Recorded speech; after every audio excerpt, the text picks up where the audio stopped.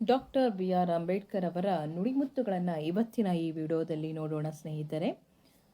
ಆದರ್ಶ ಸಮಾಜದ ಲಕ್ಷಣಗಳೆಂದರೆ ಸ್ವಾತಂತ್ರ್ಯ, ಸಮಾನತೆ ಮತ್ತು ಸೋದರತ್ವ. ಹಾಗೆಯೇ ಜೀವನವೇ ಒಂದು ಸುಂದರವಾದಂತಹ ಕಲೆ. ಸಮಾಜದಲ್ಲಿ ಪ್ರತಿಯೊಬ್ಬ ವ್ಯಕ್ತಿ ಸಮಾನ. ಕೇವಲ ಹುಟ್ಟಿನಿಂದ ಯಾರೂ ಮೇಲಲ್ಲ ಕೀಳಲ್ಲ. ಕೇವಲ ಆತನ ಹುಟ್ಟು, ಜಾತಿ, ಧರ್ಮದ ಆಧಾರದ ಮೇಲೆ ಒಬ್ಬ ವ್ಯಕ್ತಿಯನ್ನು ಅಳೆಯದೆ ಪ್ರತಿಯೊಬ್ಬ ವ್ಯಕ್ತಿಯೂ ಕೂಡ ಸಮಾಜದಲ್ಲಿ ಸಮಾನ ಅಂತ ಹೇಳಿಕೊಟ್ಟವರು, ಸಮಾನತೆಯ ಹರಿಕಾರರಾಗಿರ್ತಕ್ಕಂಥವರು ನಮ್ಮ ಡಾಕ್ಟರ್ ಬಿ.ಆರ್. ಅಂಬೇಡ್ಕರ್ ಅವರು. ಪ್ರಜಾಪ್ರಭುತ್ವವು ಜನತೆಯ ಆರ್ಥಿಕ ಬದಲಾವಣೆ ಮತ್ತು ಸಾಮಾಜಿಕ ಜೀವನದಲ್ಲಿ ಕ್ರಾಂತಿಕಾರಿ ಬದಲಾವಣೆಗಳನ್ನು ತರುವಂತಹ ಸರ್ಕಾರದ ಒಂದು ರೂಪ ಅಂತ ಹೇಳಿದವರು.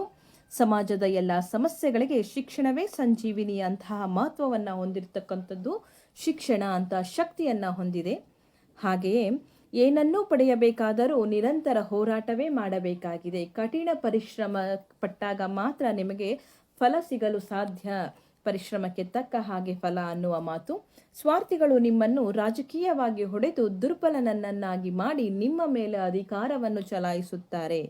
ಇನ್ನು ಕಲಿತಿದ್ದನ್ನು ಇತರರಿಗೂ ಕಲಿಸಿರಿ, ಯಾಕಂದರೆ ಕಲಿಕೆ ನಿರಂತರವಾಗಿದ್ದು ಕಲಿತಿದ್ದನ್ನು ಇತರರಿಗೆ ಕಲಿಸಿ ನಿಮ್ಮಲ್ಲಿರ್ತಕ್ಕಂಥ ನಾಲೆಡ್ಜನ್ನು ಎನ್ಹಾನ್ಸ್ ಮಾಡ್ಕೊಳ್ಬೇಕು. ಅಂತಹ ಒಂದು ಕಲಿಕೆ ನಿಮ್ಮದಾಗಬೇಕು ಅಂತ ಹೇಳಿದ್ರು.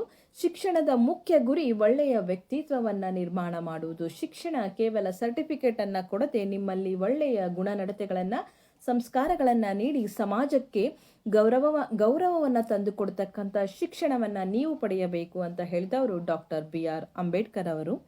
ಹಾಗೆಯೇ ಪ್ರಜಾಪ್ರಭುತ್ವವನ್ನು, ಒಂದು ದೇಶದ ಸಂವಿಧಾನವನ್ನೇ ಓದಿದವನು ಜ್ಞಾನಿ, 2 ದೇಶದ ಸಂವಿಧಾನವನ್ನು ಓದಿದವನು ಸುಜ್ಞಾನಿ, 3 ದೇಶಗಳ ಸಂವಿಧಾನವನ್ನು ಓದಿದವನು ಮಹಾಜ್ಞಾನಿ ಅಂತ ಹೇಳಿರ್ತಕ್ಕಂಥ ಅಂಬೇಡ್ಕರ್ ಅವರು ಸಾಕಷ್ಟು ದೇಶದ ಸಂವಿಧಾನಗಳನ್ನು ಓದಿ ಪರಾಮರ್ಶಿಸಿ ನಮ್ಮ ಭಾರತ ದೇಶದ ದೊಡ್ಡ ಪ್ರಜಾಪ್ರಭುತ್ವದ ಸಂವಿಧಾನವನ್ನು ಬರೆದವರು.